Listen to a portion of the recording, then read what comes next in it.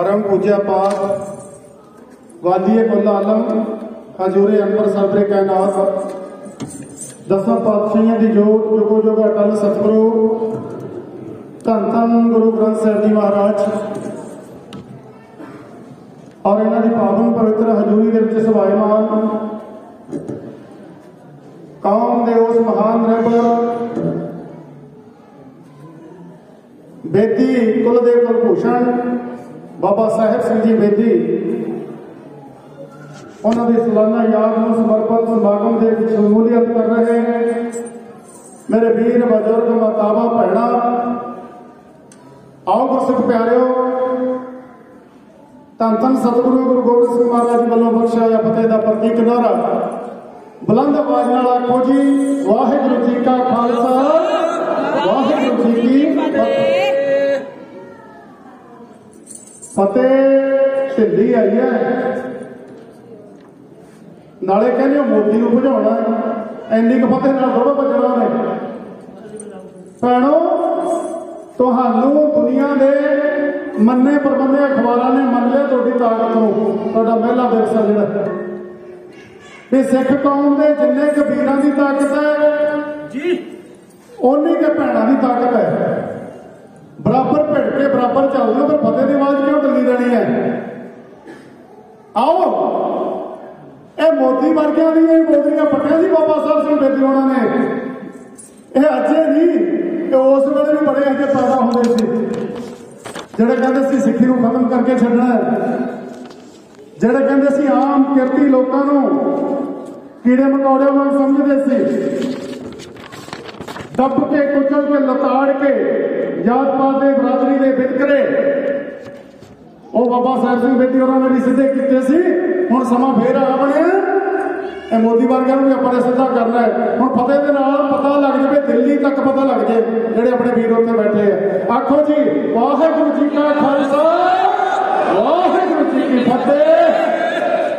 सतगुरु सच्चे पातशाह ने कृपा की है सालाना समागम सानू बख्शिश किए है। पहले तो मैं धन्यवाद करा समूचे नगर निवासियों का जिन्होंने जथे को दूजी बार नवाज के सेवा करने का मौका दिता है और याद करा उस बिछड़ी रूह बाबा गुरमुख सिंह जी जो साडे विचकार नहीं रहे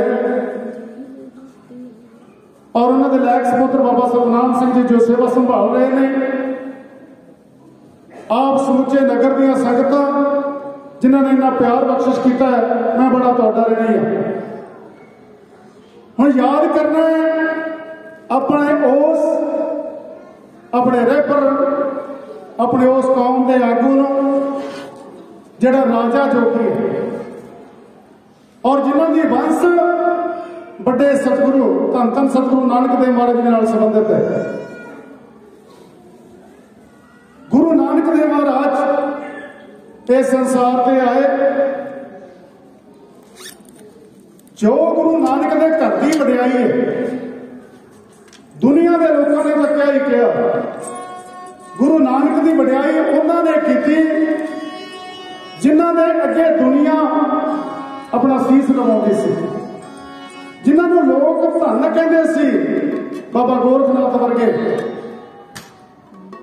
उन्होंने साडे सतगुरु गुरु नानक देव महाराज जी नाल जब विचार वटांदरा होया विचार चर्चा हुई इन्ना उच्चा आत्म ज्ञान उन्होंने देख के भावें वाला वासदा सी गोरखनाथ को भी कहना पै गया धन नानक तेरी बड़ी कमाई।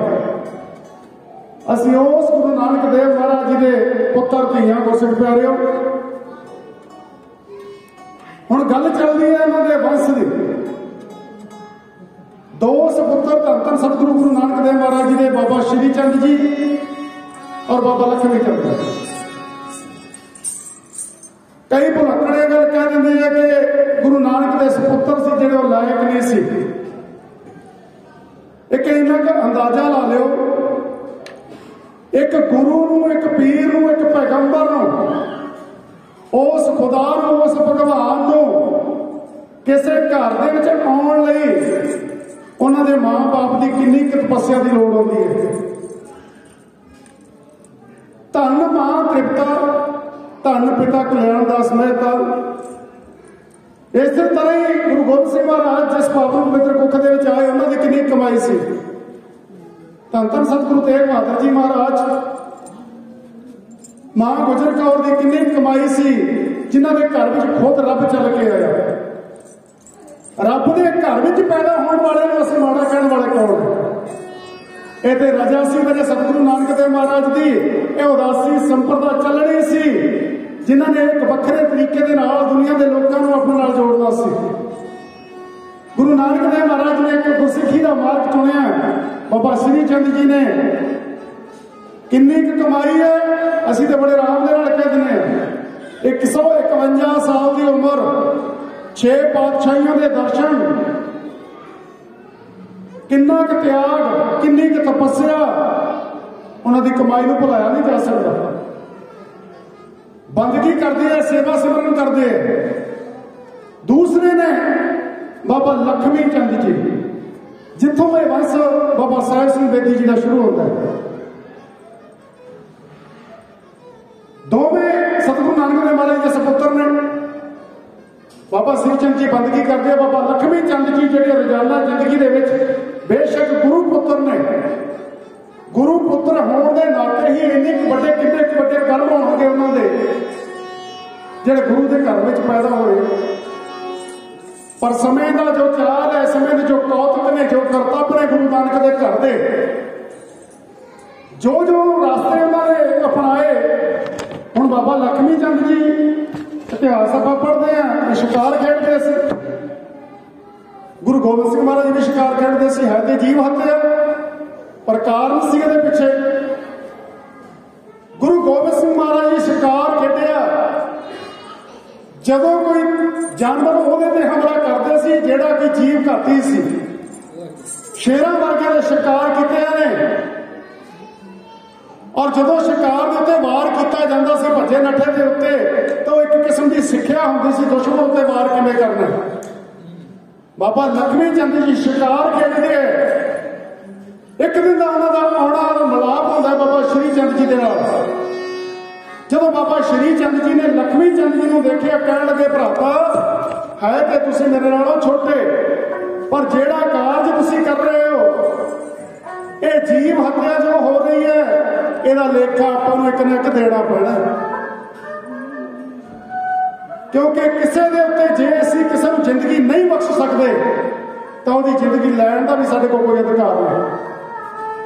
यह लेखा जोखा सानू उस अकाल पुरख वाहिगुरू की दरगाह दे विच देना पैना। बाबा श्री चंद जी बोले, सुनो वीर प्यारे, जिवें बाबा लक्ष्मी चंद जी कह रहे ने, बंदा बन के बंदा जीवे ना जीवा नू मारे, धर्म राज है लेखा मंगदा, कट किताब लियाउंदी, लक्ष्मी चंदा जीव हत्या नहीं असां नूं भाउंदी। जिवें बाबा श्री चंद जी बाबा लक्ष्मी चंद जी ने समझौता कर रहे हैं, बेनती क्यों की जाए।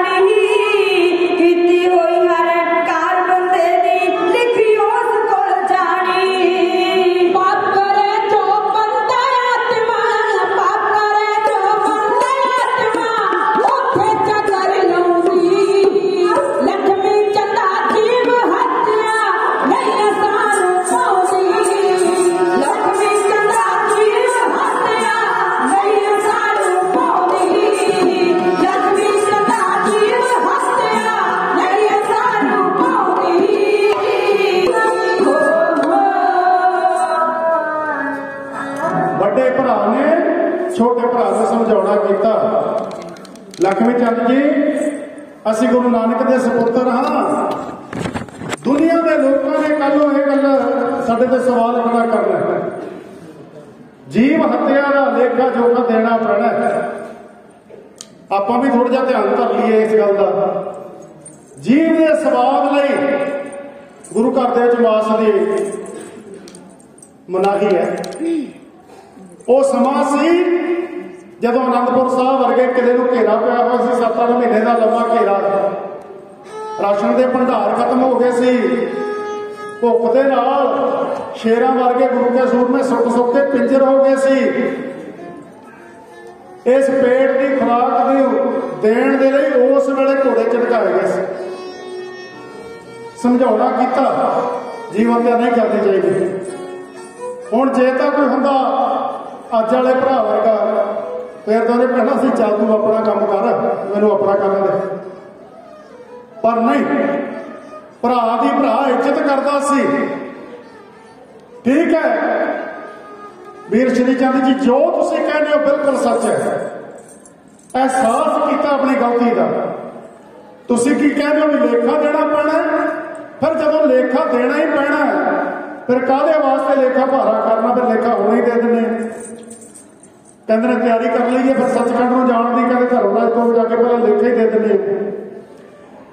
अपने परिवार नूं, अपने बच्चे धर्मचंद नूं नाल लैके घोड़े ते सवार हो के कहते सीधे सचखंड में जाण दी तैयारियां कर लेंगे। उस वेले बाबा श्री चंद जी के दिमाग के विच यह गल आई कि लक्ष्मी चंद ते अपने परिवार समेत और मेरे भतीजे धर्मचंद के समेत सचखंड में जाने की तैयारी करी बैठे। कल गुरु नानक की वंश कितों चलेगी? ये जितों यह वंश शुरू होती है बाबा साहब सिंह बेदी की, बाबा धर्मचंद जो बाबा लक्ष्मी चंद जी के सपुत्र ने, कहते जिस वेले जान लगे ने बाबा श्री चंद जी ने बाबा लक्ष्मी चंद जी के कोलों धर्मचंद नूं कहते लंबी बांह करके फड़ते हैं। वो तो हम योजना के गल करते हैं। हम जो कल ये शंका खड़ा हो जाता, क्योंकि जोड़े जोड़े बच्चे ने ना इन्होंने गल उही अडोप्ट करनी है जो इन्होंने दिमाग में लगती होगी। आप भी इन्होंने कोई यहो जिहा इतिहास ना सुनाया करिए जिहदे शंका करना, क्योंकि विज्ञान का युग है। इन्होंने जिहड़ी गल तुसीं भी जे किते हुण मान लो खेत के विच 4 इट्टां रख के आपां मत्था टेकी जाने ਉਹਦੇ बारे थोड़ा जिहा पता कर लिया करो पुराने बजुर्गों तो भी है कौन सी, अपने बड़े वडेरे कौन सी, कोई शहीद होए ने या कोई भगत होए ने। क्योंकि कल नूं तुहाडे बच्चे ने इस गल का सवाल खड़ा करना, उन्होंने बिना किसी तत्थ तो उस गल ते यकीन नहीं करना। बेशक उन्होंने बाह लंबी की या ना की, पर यह गल तो सच है ना भी बाबा धर्मचंद नूं जाण तो उन्होंने रोक लिया, अपने को रख लिया। आओ जिथों यह वंश शुरू होती है सुन के बचन श्री चंद साहब दे करे लक्ष्मी चंद विचार, फिर उड्डिया विच आकाश दे होके घोड़े ते सवार, जिवें सवार होके बाबा लक्ष्मी चंद जी जाण दी तैयारियां कर रहे हैं। और बाबा श्री चंद जी ने गुरु नानक की वंश नूं अगे चलाउण दे लई धर्मचंद जी नूं रखना कीता। उस वेले हालातां की बेनती क्यों कीती जाए?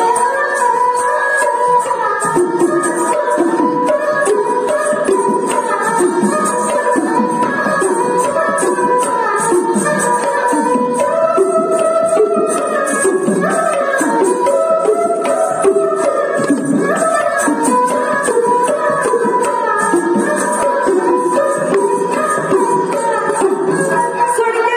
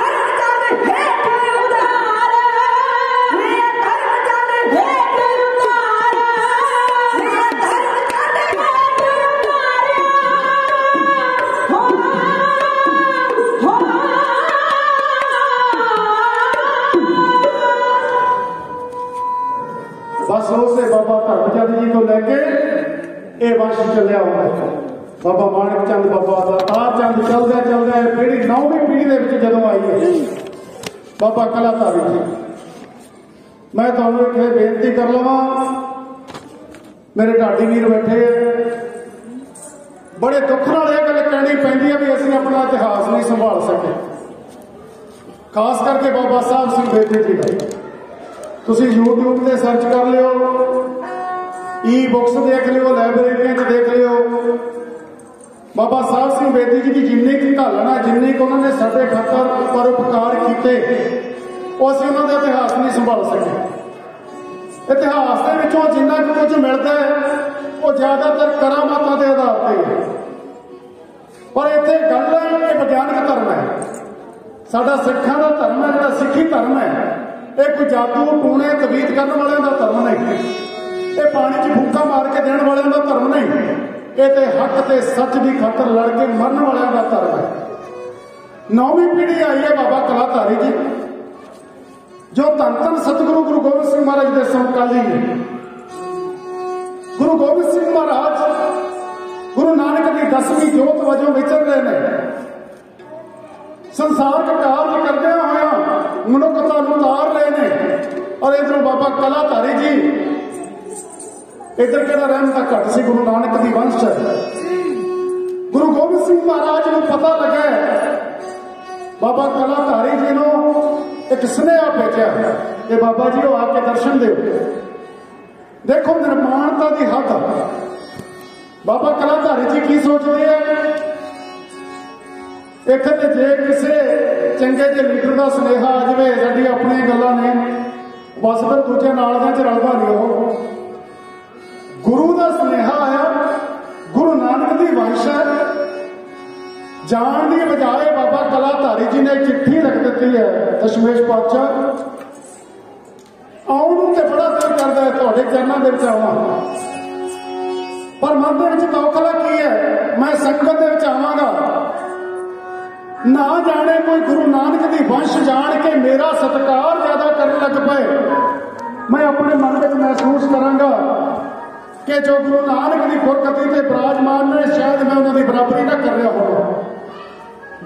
किन्ना मन के सत्कार है गुरु का, बेशक बड़िया बरकतां ने, गुरु नानक की वंश है, किसी किस्म की घाट कोई नहीं, पर मन की निमरता, इस गुरगति का सत्कार नहीं संगत गए, फिर मिलना भी जरूर से। गुरबला का स्थान है जो, उस स्थान से सतगुरु गुरु गोबिंद सिंह महाराज और बाबा कलाधारी जी का मिलाप होता रहा। दोवें शख्सियत ने रल के जो कौम के लिए कर्मयोग सी सारियां रल मिल के विचारा करते रहे। गुरु गोबिंद सिंह महाराज जी भी बाबा कलाधारी जी का बड़ा सत्कार करते, उन्होंने राय लेंगे, उन्होंने सियाने समझ के उस कुल के बाबा कलाधारी के अगे बाबा अजीत राय पैदा होंगे 10वीं पीढ़ी वजों। हुण गुरु गोबिंद सिंह महाराज ने 1699 ईस्वी की बैसाखी को अमर की दात देनी है। हुण एक कुदरती सी बाबा कलाधारी जी के नाल मेरे बारे विचार वटांदरा जरूर होया होवेगा। बाबा कलाधारी जी ने भी सतगुरां नूं कहा होना कि ठीक है गुरु नानक का वंश चलिया होंदा है, पर जो परंपरा, जो गुरु नानक की विचारधारा, उहदे अनुसार जो अगला कार्यक्रम है, उहदे मुताबिक गुरु नानक की वंश है जिहड़ी वो भी अमरधारी होनी चाहिए। आओ बेदियां दी अकल बाबा साहेब सिंह जी बेदी कुल न्यारी, 9वीं कुल आए सी बाबा कलाधारी, 10वीं बाबा अजीत सिंह दी आई वारी, पीढ़ी आई 11वीं जग विच संसारी, और बाबा साहेब सिंह बेदी का इस संसार से आना होंदा 28 मार्च 1756 ईस्वी। पिता अजीत सिंह और मां शरूपा देवी की पावन पवित्र दुख तो इस संसार के आना होंदा है। आओ बेदियां दी कुल समर्पण कविता ढाडी जिथे पासों आओ सर।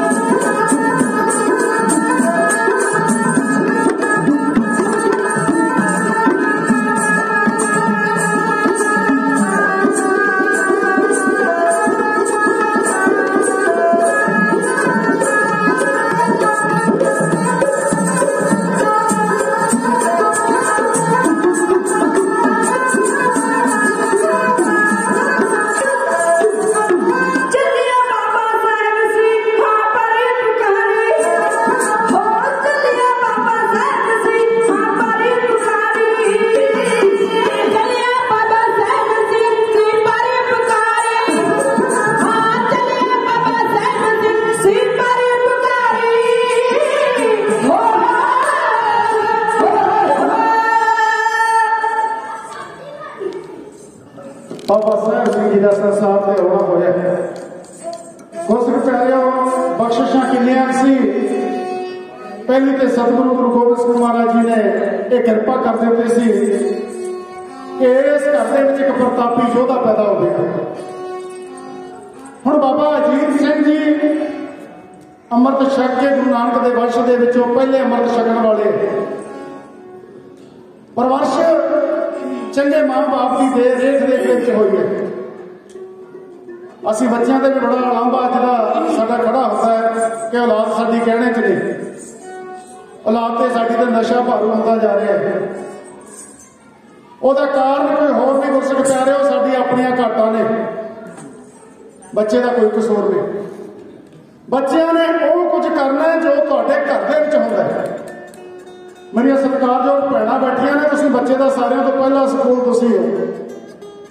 सियाणी मां आप गुटका साहब पढ़ के जदों जपजी पढ़दी है, जदों सियाणी मां आप बच्चे की उंगल फड़ के गुरु कर जाती है, जदों सियाणी मां आप किरपान धारी है, अमृत धारी है, वो बच्चे ने अपने आप कहना मां तू किरपान पाई है मैं भी पाउणी है। बच्चे ने वो कुछ करना जो साडे घर में हुंदा है। हुण माफ करना, जिहड़े घरां दे विच बोतलां दे डट खुलदे अपने रह रास की उम्मीद ना करियो, फिर उन्हें तो थाणियां 'च मां बाप के बाले कढाउणे। असीं अपने बच्चों का भविख आप बनाउणा है। हुण कितनी वधिया परवरिश हो बाबा साहब सिंह बेदी जी की पिता बाबा अजीत सिंह खुद अमृतधारी ने, गुरु नानक का वंश है। घर दे विच नाम जपण की पिरत चली आउंदी है, बंदगी घर दे विच पहलां तो ही है। हुण अगे जाके बाबा अजीत सिंह जदों बाबा साहब सिंह जी छोटी उम्र दे विच ने, सियाणा पिता अपनी विरासत दीयां गल्लां करदा है, अपने खानदान बारे दसदा है। तेरे दादे कोल इन्नी जमीन सी, उस तो बाद असीं इकट्ठे रल के हल वाहिया, मैं तेरे बाप दादे नाल अपने नाल रल के बड़ी मेहनत की, असीं बड़ी जमीन बनाई। सियाणा मां बाप अपने बच्चे को दसदा भी कल नूं तैं भी होर तो जाके अगे वधिया बनाउणा। हुण बाबा अजीत सिंह जी बाबा साहब सिंह बेदी नूं दस रहे कि किवें मैं अमृतपान किया। मेरे पिता बाबा कलाधारी जी मैनूं उंगल फड़ के नाल लैके गए 1699 ईस्वी की विसाखी दे विच। मैं 7 साल का सी। बाबा अजीत सिंह जी कह रहे हैं बाबा साहब सिंह बेदी जी, मैं 7 साल का सी। बाबा कलाधारी जी मैनूं उंगल फड़ के नाल लैके गए। साहिब सिंह मैं गुरु गोबिंद सिंह महाराज के दर्शन किए, जिवें उन्होंने 5 सिरों की मंग की, किवें कल्ले कल्ले ने जाके भाई दया राम जी वर्गिया ने सतगुरु पातशाह दे के अपने सीस अर्पण किए। सतगुरु ने उन्होंने सिर धड़ तो अलग करके एक कौम को नवा रूप दिता और मेरे ते भी कृपा हुई, मैं भी अमृत छकिया। मैं गुरु गोबिंद सिंह महाराज ने बाबा कलाधारी जी के नाल गल्लां करदे सुनिया सी कि बाबा कलाधारी जी जो तुसीं हुक्म कीता सी तुहाडे वंश दे विच अमृत की दात आ चुकी है। हुण दूसरी बख्शिश अकाल पुरख वाहिगुरू वल्लों जो तुहाडे परिवार ते होनी है, तुहाडे घर दे विच एक प्रतापी योद्धा पैदा होना है। पुत्रा वो इशारा तेरे वल सी।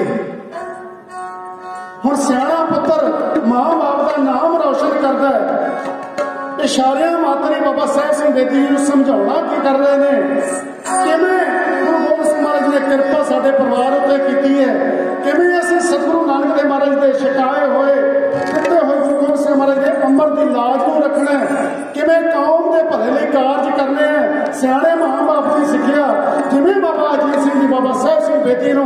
बचपन दी गल्लां, अमृत छकण दी गल्लां और जिवें आउण वाले भविख दी गल्लां बाबा साहब सिंह बेदी बारे कर रहे हैं। बेनती क्यों की जा रही है?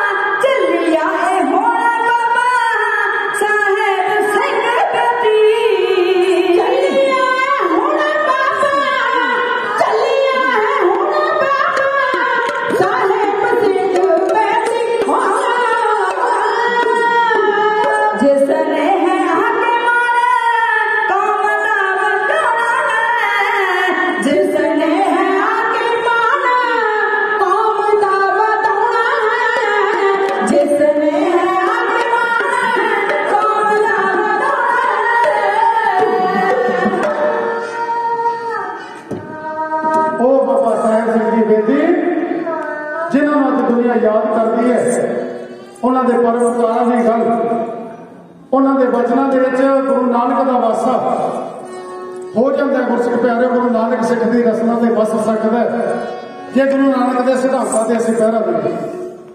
उन्होंने सानू क्या किरत करो, नाम जपो ते वंड के छको। और इतने किरत करन भी कौन दे रहा है? किरते साडी खोल लगे हुए बोली वर्गे।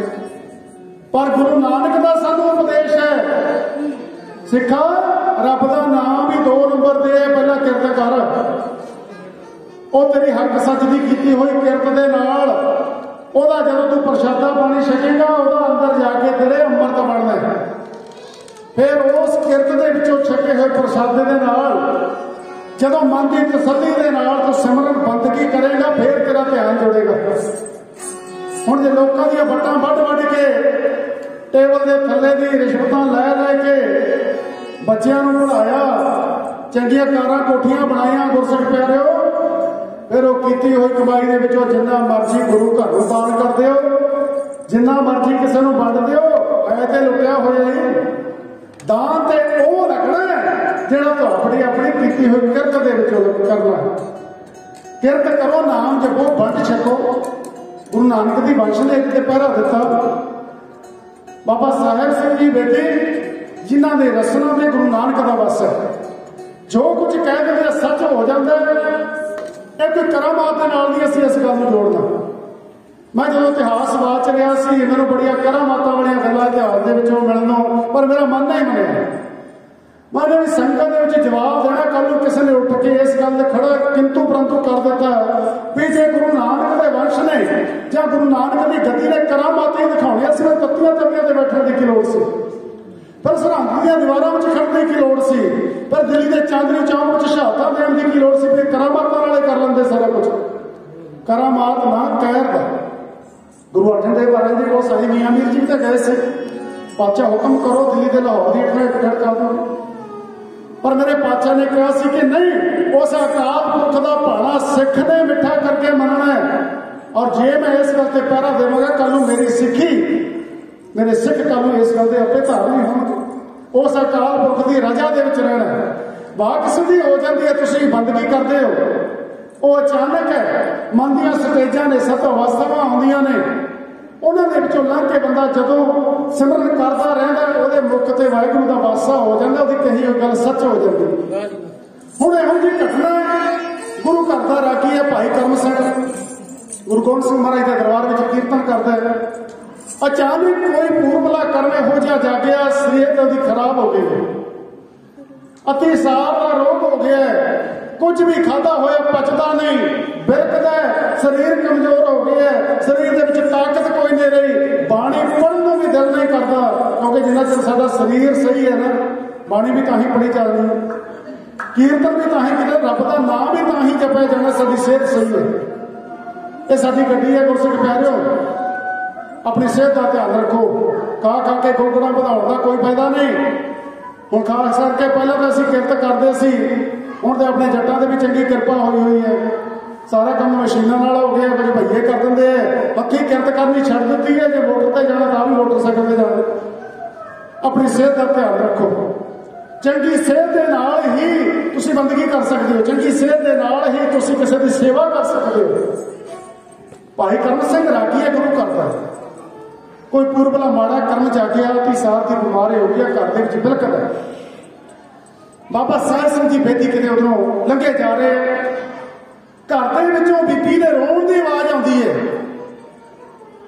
हुण जिहड़े इहो जिहे कोमल हिरदे हुंदे आ, बंदगी करन वालियां रूहां हुंदियां ने, किसी का दुख नहीं सार सकदियां। अपने सिर ते बेशक लखां मुसीबतां चल लैण, पर अपनी संगत का, अपनी उम्मत का, अपनी कौम का दुख नहीं सहार सकते। वो खातर बेशक उन्होंने अपनी जिंदगानी मारनी पै जाए, साडा तो इतिहास गवाह है। जदों कोल दी गुजरे जा रहे बाबा साहब सिंह बेदी, अंदरों बीबी के रोण की आवाज आई है, रुक गए ने। साथियों ने कहा रुको, घर के अंदर बूहा खड़काया, गेट खोलिया, जाके बीबी ने बूहा खोलिया, सत्कार किया। बाबा साहब सिंह बेदी जी ने पूछना किया कि भाई दसो, घर के रोण की आवाज आ रही है, सुख तो है? बाबा जी वो पहचान लिया माता ने, क्योंकि गुरु घर नाल संबंधित परिवार है, पहचान लिया गुरु नानक की वंश है।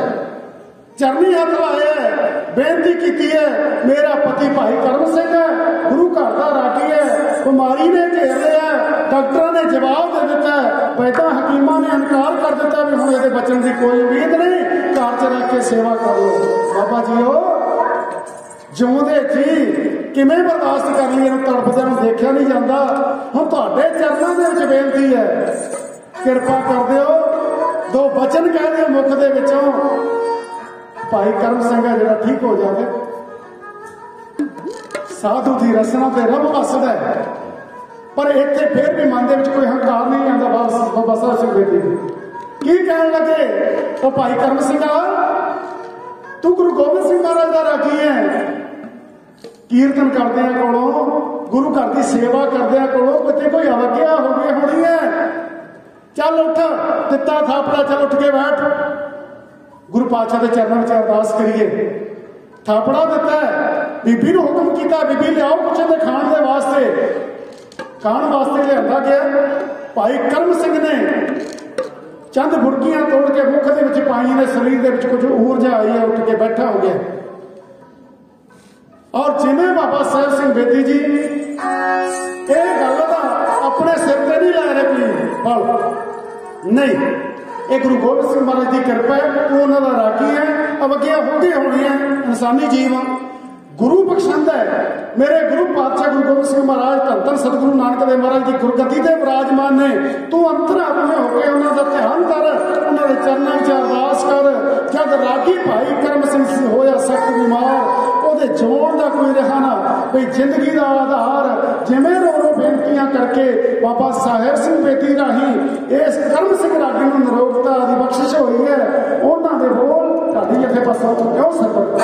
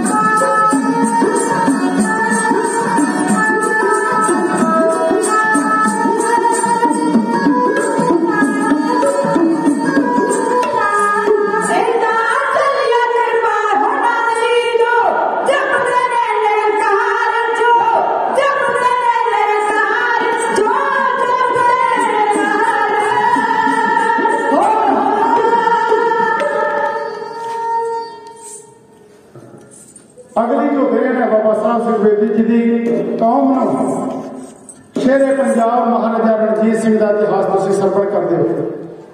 इहो जिहा निडर बहादुर योधा उन्होंने राज तिलक देने की इकली गल नहीं सी। आप इतिहास में सरवण करते हैं कि राज तिलक बाबा साहब सिंह बेदी जी ने दिता।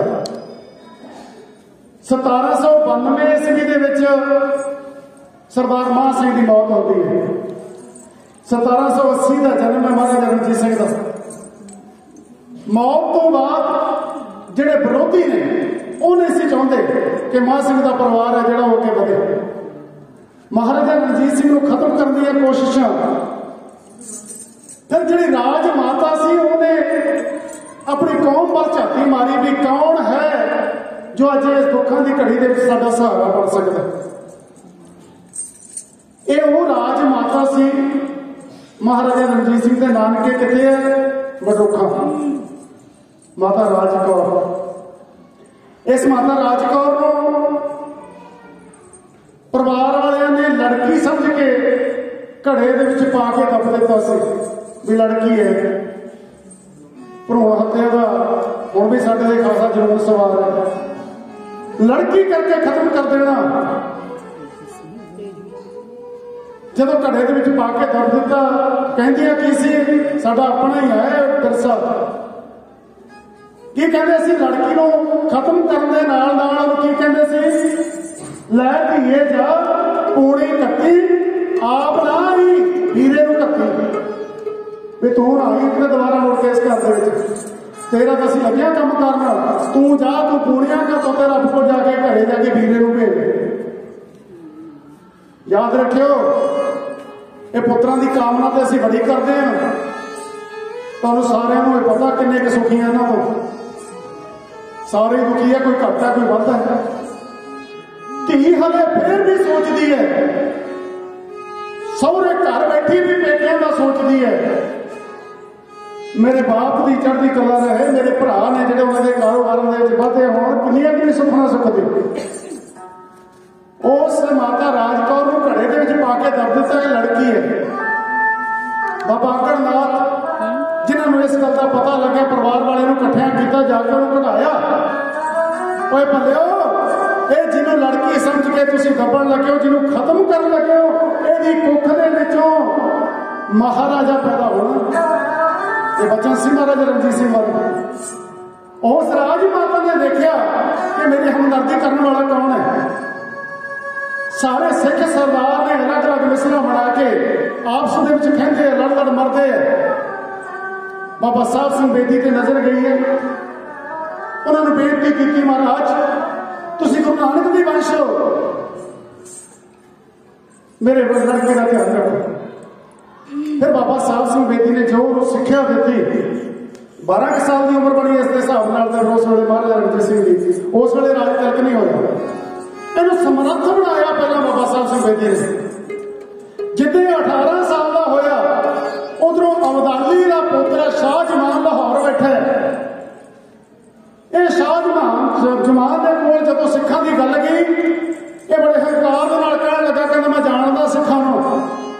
ये घोड़ियां दी सुम्मां की आवाज सुन के भज जाते हैं।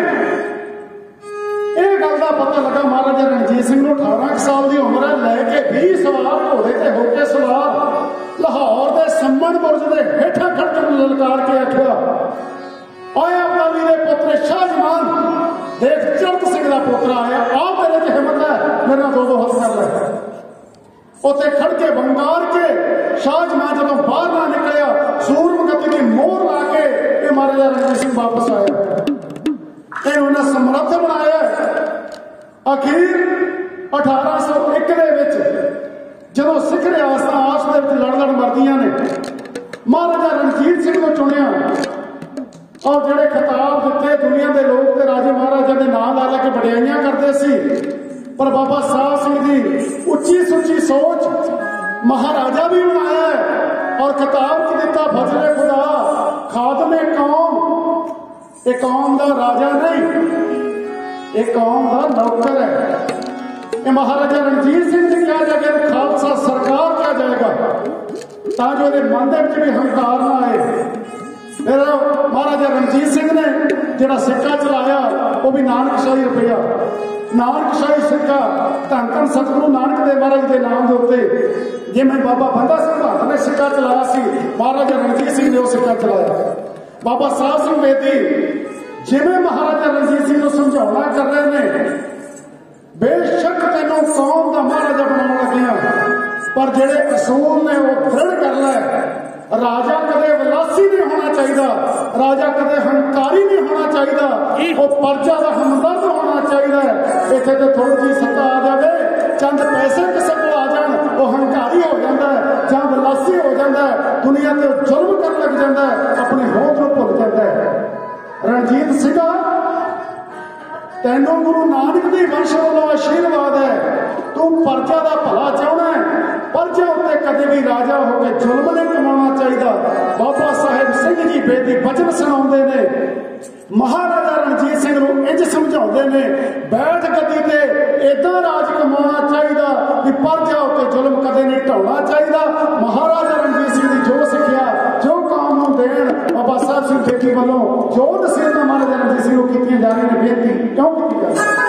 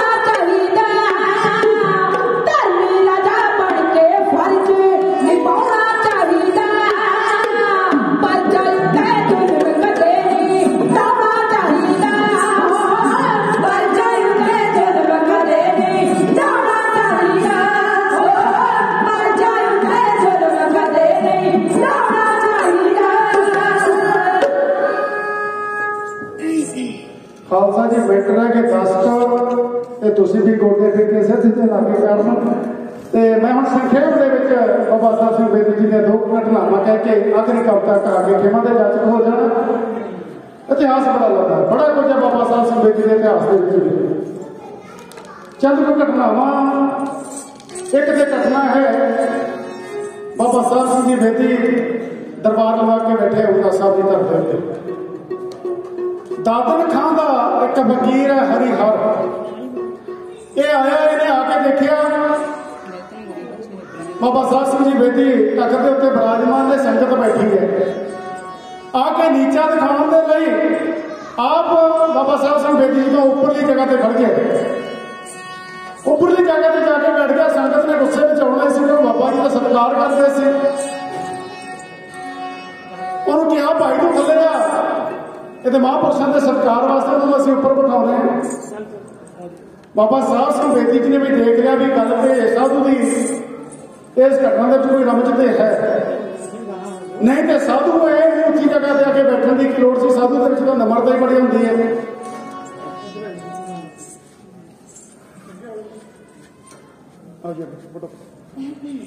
बहुत बहुत धन्यवाद जी प्रबंधकों का। सरूपे की बख्शिश सतगुरु पातशाह की बख्शिश जतन की गई है। पातशाह सारे प्रबंधकों, सारे मेरे वीरों, बुजुर्गों, भैनों सारे चढ़दियां कला बख्शिश कर। और बहुत सारी माया भी भेजी गई है। मैं माया बारे पहला तां भी इस करके बोलिया क्योंकि तुम जेडे सत्कार कर रहे हो यदा मुल लै रहे हो। बड़ा आनंद आ रहा तुम सुनते विचार तो सानू बाबा साहब सिंह बेदी दियां विचारां करन दे विच आनंद आ रहा है। हुण जदों मैं हरिहर फकीर है उच्ची जगह पर जाके बैठ गया। हुण संगत दे विचों जेडे प्रेमी सी, सेवादार सी, वो लाठियां चक रहे, कहते आए नहीं ठीक होंदा, इहनूं डांग दे नाले थले लाउणा पऊ। बाबा साहब सिंह जी बेदी कहंदे रहण दिओ, सेवादारों रहण दिओ, संत अपनी मौज च बैठे ने, बैठे रहण दिओ उन्हां नूं। ਇਹ ਨਿਮਰਤਾ ਦੀ परख करनी सी उस फकीर हरिहर ने।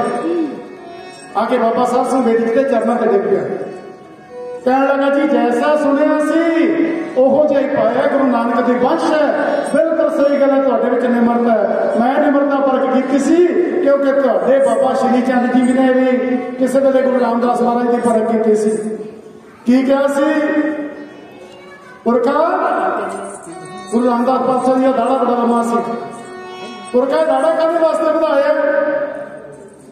गुरु रामदास पातशाह कहने लगे महापुरखो तुहाडे वर्गे महापुरखों के चरण साफ करने वास्ते। कला क्या ही नहीं, गुरु रामदास पातशाह बाबा श्री चंद जी के चरण भी साफ कर लग पे। बस फकीर हरिहर कहना मैं वही देखना चाहता सी भी लोगों की परख करते हो तो तुहाडे विच भी निमरता हैगी है। बाबा साहब सिंह बेदी ने निमरता का सबूत दिता। दूसरी घटना सी बाबा साहब सिंह बेदी की जिंदगी के विच आउंदी है। दरबार लग्या होया है, किसी आके सरदार ने 500 रुपया के कीमती वस्तुआं बाबा साहब सिंह जी को भेंटा कीतियां। उस दरबार दे विच एक ब्राह्मण है जिहड़ा आके वास्ता पा रहा, बाबा जी मेरे ते कृपा करो, मेरी लड़की की शादी है, मैं गरीब हाँ, मैनूं माया की लोड़ है। सरदार भेंटा धर रहे, बाबा साहब सिंह बेदी नूं कहंदे इहदी भेंटा नहीं लैणी। ब्राह्मण जदों देख रहा कहने लगा, मन में सोचन लग्या कि जे बाबा जी ने भेंटा नहीं लैनी है मैनूं दवा देण। 500 रुपया सरदार भेंटा कर रहा और कीमती भेंटावां रख रहा है। जे बाबा जी नहीं लेना चाहते घट्टो घट्ट मेरे वास्ते हुक्म कर देण, मैनूं लोड़ है। बाबा जी कहते बिल्कुल नहीं, इहदी भेंटा नहीं लैणी।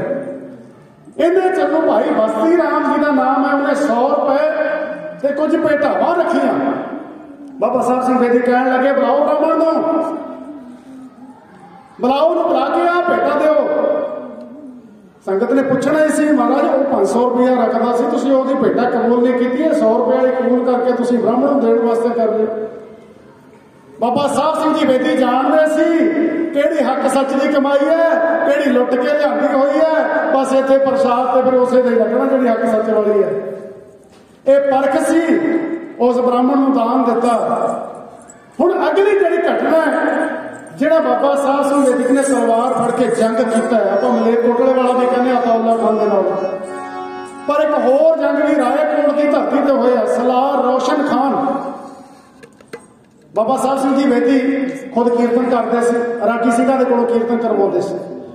अमृतसर साहब की धरती के उत्ते कीर्तन कर रहे किसी सिंह ने आके दसना किया, बाबा जी रायकोट के हाकम सलार रोशन खान ने हुक्म कर दिता है मेरे इलाके दे विच कोई कीर्तन नहीं करेगा, मेरे इलाके दे विच कोई इकट्ठ नहीं करेगा, मैं संगत नूं इकट्ठा नहीं होण देना। बाबा साहब सिंह बेदी ने उस वेले गुस्सा चढ़िया भी ये सारियां दा बराबर का हक है पूजा करन दा। लैके उत्तों चुणवे सवारां नूं नाल 8000 की गिनती कहते बाबा जी के नाल हो रही है।